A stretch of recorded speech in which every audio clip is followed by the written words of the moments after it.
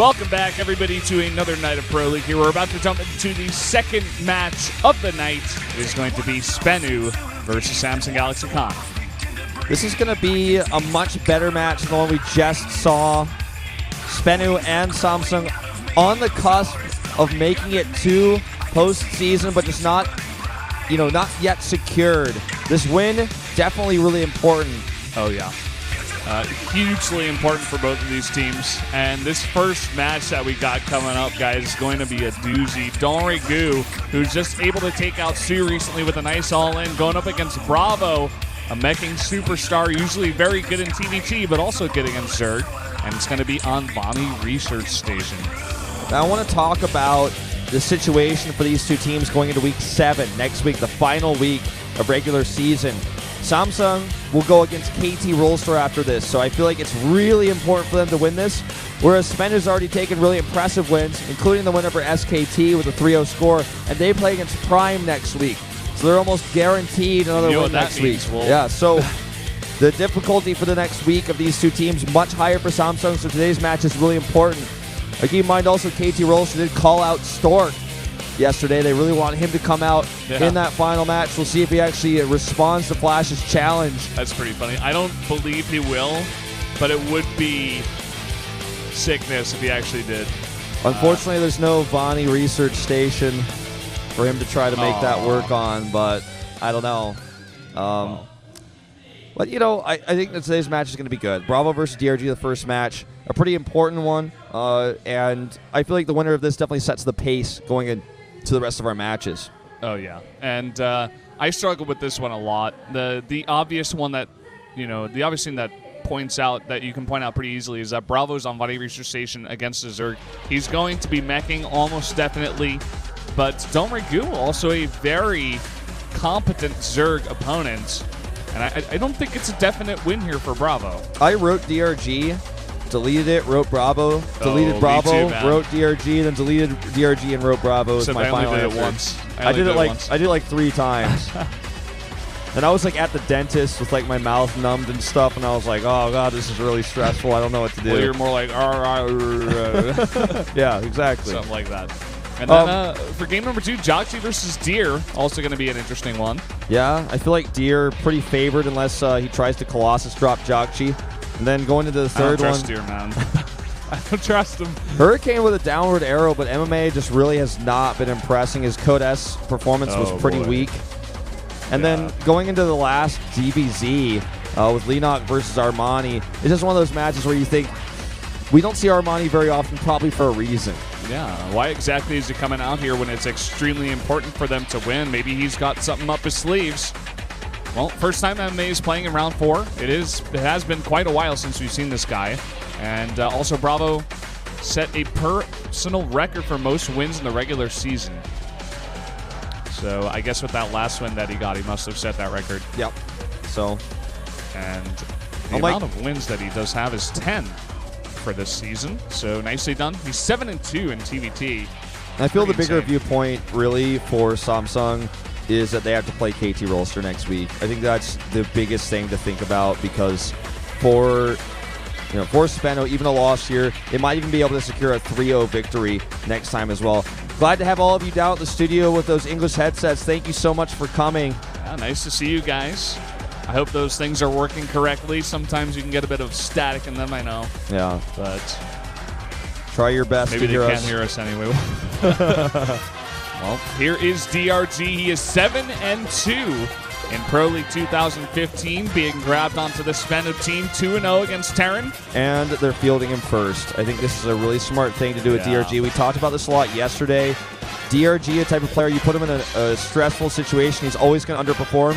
One of his 2 losses was actually in round 3, where all SBENU has to do is win 1 game, just 1 game, and they would make it to the postseason. And DRG was a 3rd player, and he was playing against an opponent most people would say he was favored against, and he lost it because he was so emotional and so stressed out. And that's one of his 2 losses, but he's got an incredible record for not playing very often. I mean, 7-2, pretty impressive. It's very nice. BrAvO himself also got a nice record here, 10-5, a personal best, and 3-2 versus Zerg. As I was talking about before, mainly a TVT sniper, kind of made a big name for himself in this season of Pro League by doing just that. 2-0, including unofficial games versus DRG, so he does have that positive record. This is going to be a great game. I'm actually pretty hyped for this one. I think this might be the one I'm most excited about of all today's matches. This one and even the next one, because I voted on Jockey. I want to see how that goes. But guys, game number 1 here. As you said, extremely exciting. It could go either way. DRG versus BrAvO on Vaani Research Station.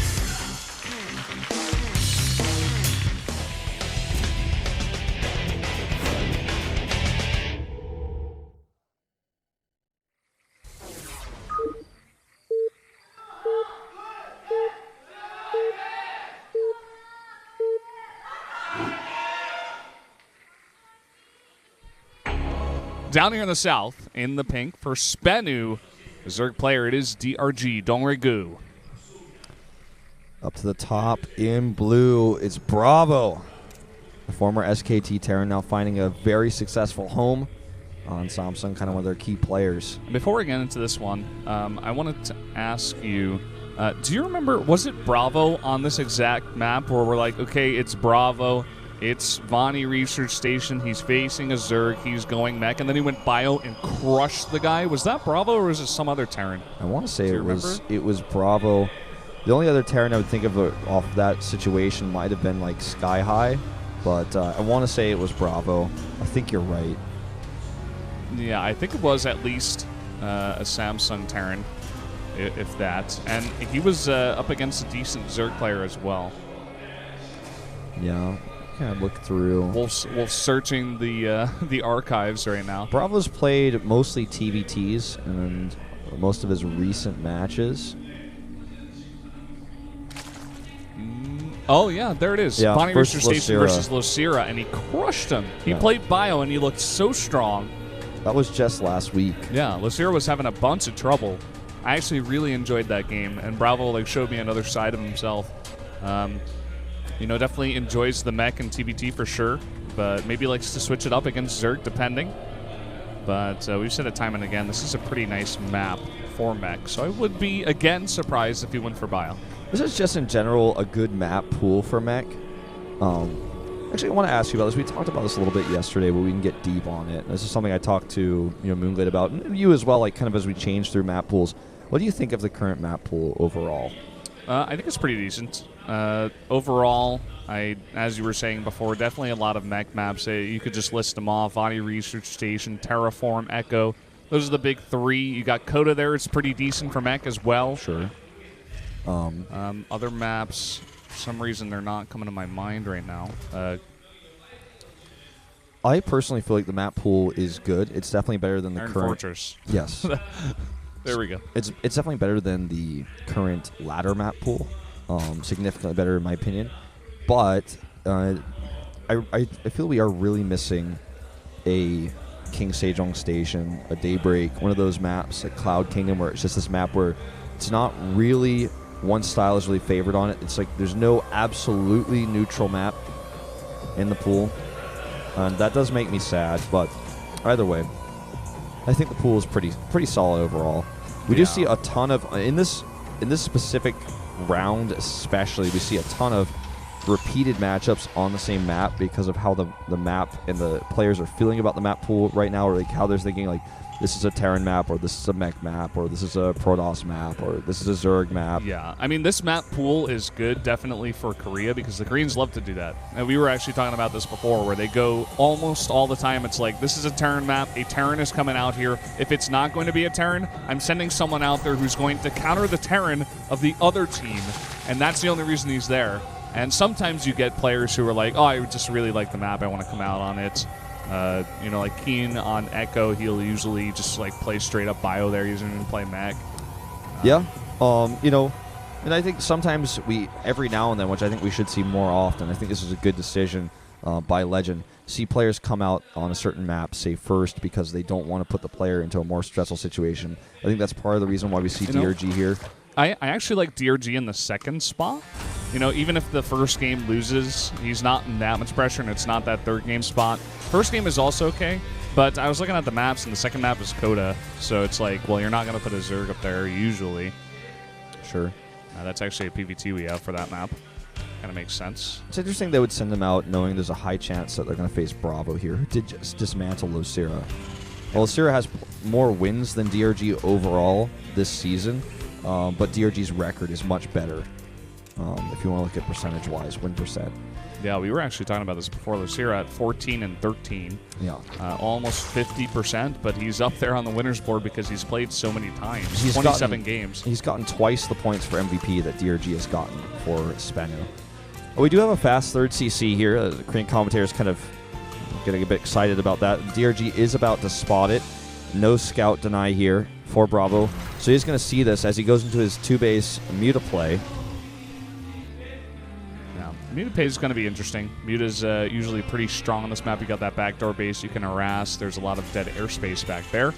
And even behind it as well, into the left of the main and behind the main as well. There's just so many areas to put your Mutas. Even if you are going against mech, you can get a lot of harassment damage done early on in the game. It's a good idea. DRG loves to go for it. It makes sense to me. DRG scouts the armory as well, despite BrAvO's best attempts to deny that scout, to deny, with that Viking. So it is going to be mech, even though he did dismantle Lucira with Bio just last week on this very map. And versus a 2-base Muta play, well, it's not 2-base Muta play, but it's a 2-base layer into this Mutalist play. If he has a Thor out early with this quick armory, I think he should be able to defend it pretty fine. Does not yet have an engineering bay, something he will want, but he still has plenty of time to get it. Yeah. It's kind of interesting he's parking that the barracks on the tech lab. I guess he's going to switch that over to one of the factories eventually. I think he wants him to perhaps see it and think that it's going to be a Bio Hellbat push, and he's going to Bio because he played Bio versus Lucira. I think it's just a mind game, but I think DRG knows what's up. He's already got a Roach Warren. Well, here we go. 4 aliens coming into the back, as well as 6 Hellbats on creep. Oh, man, a lot of damage already being done to this medevac. He's definitely going to have to micro that back, but it does tank these queens for quite a bit. So many transfuses available, however. Lings and a Spine Card, meanwhile, dealing with those Hellbats at the third base. Ooh. And BrAvO is being totally shut down right now. Yeah, 100% shut down here. I don't even know if he killed one of these queens. One of them getting very low. He does finally get that kill. Looks like one other kill as well, but the Hellbat's getting totally surrounded on creep. Kind of a lackluster push there from BrAvO. We killed like a few Zerglings and I think 1 queen, as you predicted. It's kind of an interesting play. It's not, any kind of big Hellbat timing with a bunch of Marines and stuff like that. It's just like as you have that third base, you can put on pressure and I guess eventually transition into that mech very comfortably on this gigantic 2-player map. I'll take a look at that production tab. DRG is getting +1 Carapace for his Mutalist. That means that with this upgrade, the Thor damage is going to be significantly reduced. The reason why Carapace upgrades are important versus attack upgrades are in very specific situations with Mutalist. Say, take Thor's, for example. They fire several shots, so that I think it's 4 shots to air, depending on which mode they're in. So it gets applied each time on each one of those shots, so the armor upgrade is 4 times as good versus a multi-shot unit. Also versus, say, Phoenixes. The reason why you'd want to have the attack upgrade is to be able to kill turrets very quickly and then get in, or to kill the Thor before it does its damage. This leads me to believe DRG might go into a more heavy Mutalist composition the later the game goes on. Oh, here we go, coming into the back door. That turret slightly late, gonna get a bit of damage. 4 SCVs going down, gonna pay for that with 1 Muta and take a gold base at the same time. Yeah, eventually as well, when you're going up against mech, you may transition into a ton of air units, Broodlords, Corruptors, stuff like that. So the air upgrades are definitely not going to be wasted the longer this game goes on. Usually, as the Zerg has a lot of time, he makes 2 Spires and double upgrades. He wants to hunt and kill these Mulists. He's going to try to bait them into these Thors. He's actually chasing now with these medevacs. He can control the Watchtower for a second. Ooh. Gets 1, almost 2. It's pretty cute. We do have a nice little counterattack here with Lings and Roaches coming in. Yeah, and this is a big problem because there are Roaches here. As you said, these tanks need to siege up.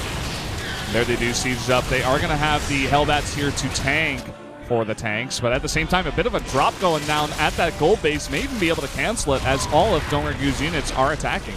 This is actually really cool because BrAvO knows that the only way to deal with drops is usually going to be Mutalists.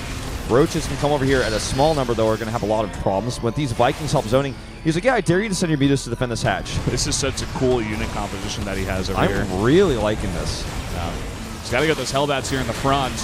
As you said before, the Vikings are just going to escort the medevac so that the Mutas can't really get on top of those Thors. He's actually going to now drop in the main base, so the Mutas have to come over here to chase. He's going to take the Mutas out. Then he's going to fly back in and finish off the hatchery. Whoa. Watch this. He's going to come pick this up. He's going to kill that gold base. Yeah, there he goes. There are a lot of Roaches here. But he can just pick up and then just stutter step micro or stutter pick up. There's nothing to deal with the medevac, so you can just continuously do this until those Roaches, or rather the Thors, get really low. Look at that hatchery, really low as well. He also didn't target it. He was fighting Roaches instead, so the hatchery will live. But this Mutalisk probably not going to. These units have +1, soon to have +2. Ooh, looks like he might actually end up losing these Vikings, though. Yeah. I like that chase with the Lings, because he's like, if you want to protect your Vikings with your Thors, I'm going to kill them with the Lings. Yeah, you kind of got to do that. It's interesting that DongRaeGu making a bunch more of these Mutas really wants to shut down that kind of play, it seems. Already getting nightmares about it.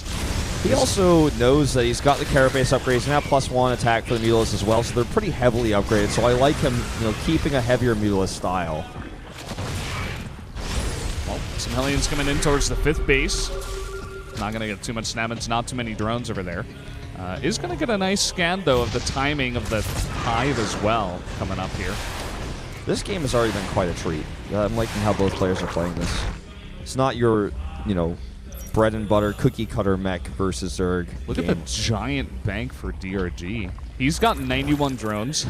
So he's mining off of 5 bases, probably saturated at almost all of them, and he's just banking up here for 18 Mutalisks. Remember what I said earlier? I was saying I think he's going to go heavy on the Mutas because he already has that upgrade for the anti-Thor, a Nidus network as well, which we really don't know yet what that's going to be for.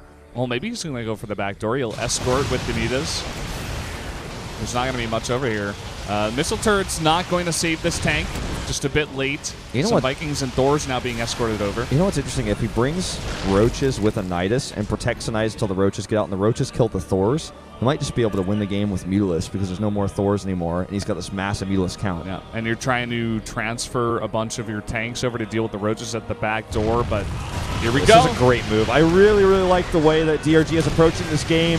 Nidus network in the main base. The second Spire coming up, so the transition is going to be into those Broodlords. The Roaches can pop out here. He's got 18 of them. Already 21 SCVs going down. He's going to deny the +3 weapons, and he's got so many Mutas that are very heavily upgraded coming right on top of that Terran army. He's just going to try to magic box these Thors. And look at this, Roaches coming now to support. And this is actually just way too much damage. He might be able to win off of this. He's just killing so many of these mech units. All the tanks that came over, just like I said, to try to deal with the Roaches. They're being taken out one by one, and he just never expected this big of a swell of Mutas to come over with a Nidus in the back door. Yeah. Very uncommon. Now he's up 50 supply. He's just continuing to make Mutas. Kills the CC. Now kill a bunch of depots. The supply block. BrAvO potentially. BrAvO just needs to hang on, man. Yeah, he does still have those other mining bases and a ton of mules to drop, so losing SCVs isn't the problem, but losing this CC itself is going to be a big issue gas-wise for him right now. Look at this, kiting his way back, killing a few more Hellbats. Actually, some Mr. Alley Mutas coming over there, but we'll just trade out here. Going to make just more and more Mutas. I mean, he's mining right now on 10 gases. That's pretty insane. That's the only reason why he's able to go for this heavy of a Muta comp. He's got now +2 attack for the Mutas. I think this is actually going to be game. He doesn't have enough anti-air anymore. These Thors, several of them are low. The medevacs that are lifting them are low as well. Good attempt to micro here from BrAvO. Even fighting under a turret right now is DRG, but I think this is actually just going to be game-ending damage. He's now camping the production. And it was just a Muta Nidus timing attack, pretty standard. Muta Nidus off a 5 base, totally fine. Like, seen it many times, right, Wolf? Yeah. And now, of course, with the passive the Mutalisks have with the regen, he's just going to be able to regen those and come back for another attack with 11 more Mutalisks, which is going to put him at a total of 32. The Speedling run by into the main that's about to happen from that backdoor Nidus. That's coming up once again. Loading him up. Just again, continue to camp that production, kill any Thor that comes out. This turret forest over here, to use a Moonglade term, is a good idea, but it's just too late. Yeah. Just barely too late. If he could have gotten those up maybe a minute or so earlier, he would have been in a decent spot. It does look like those lings have been cleaned up, but once you get this much momentum with 23 mutas, you can just continuously jump onto these meching units. There's just not enough stuff to deal with the mutas. And now the planetary should be able to go down here. He's like going to trade 1 muta for a planetary. That's pretty okay. That's pretty good. Well, repair going to come down, but he's just barely keeping it alive, but it's not going to be enough. Yeah. Down to 28 SCVs now is BrAvO, still struggling to deal with the mutas in the sky. It's such a funny place for the eBay to be as well, researching building armor to help those turrets, help with the planetaries. BrAvO has right now 4 orbitals and 2 CCs. Third CC not completed building. So he has the ability to remake his economy, but he does not have the ability to remake his army because his production is capped. And this is going to be the last nail in the coffin. Yeah, that should be it. All of the hovering we did over DRG, we didn't believe. But DRG looking fantastic once again. Very nicely prepared idea on the map as well. You know, I really was on the fence about the prediction for this one, but such a great play from DRG. Yeah. This is why this was just such a fantastic game to start off with, because, you know, it really could have gone either way. Well, this is the way it went. DRG now doubling BrAvO's supply. No amount of Dream Thor Micro is going to save him here. It's got to be a smirk from DRG. Really, really nice builds, and he is going to take game number 1 and keep SBENU's hopes alive here in this match. Well, I gotta say, guys, I mean, like I said before, this is the most important match for Samsung, not so much for SBENU. Already having this lead, this momentum going into this one, pretty scary. Wouldn't want to be on that Samsung bench right now. Yeah, really scary spot to be in. You know, before the game even started, these guys were chatting, and BrAvo's like, oh, I have to meet you at this moment in time. Why did it have to happen like this? Seems like BrAvO definitely showing a lot of respect towards DRG, and he definitely deserves it. He's slowly coming back. The DRG dream is real. 8-2. 8-2 right now in Pro League matches. Yeah, and every time he comes out, I feel like, kind of like, reminds me of Rogue, but he's even more prepared, where he comes out for these best of ones and he just stomps. He's an emotional guy. Maybe he's not going to do as well in a best of 3, best of 5, but he comes out every day and we see something new, a new exciting strategy here against the mech, which a lot of Zergs have been having trouble against. BrAvO, a fantastic meching turn too, but he got totally surprised with that one. Yeah. Now, going into our next match, it's going to be Joxy versus Deer. With all that extra sort of momentum that Joxy has now, Deer's downward arrow, his failed style attempt last game he played. I feel like Joxy could do this. Yeah. I was on the fence about this one as well. Deer, from time to time, you look at him and you're like, he's a great player. He could come out here and he should be favored against where Joxy is nowadays. You know, not quite the GSL champion. I mean, he is, but like he's not playing at that kind of form anymore. Slowly trying to get back in here. One of the things I really like for Joxy in this game is the map. It's going to be Coda. Yeah, I feel like if Deer plays standard, he should be able to take this, but he's been showing us some weird plays, some sort of interesting ideas about how he wants to play the matchup, like these Colossi drops that are still yet to be successful at the highest level here in Korea. Yeah. That's how Joxy secured his most recent win against Stats, was by defending a Colossus drop and then counterattacking.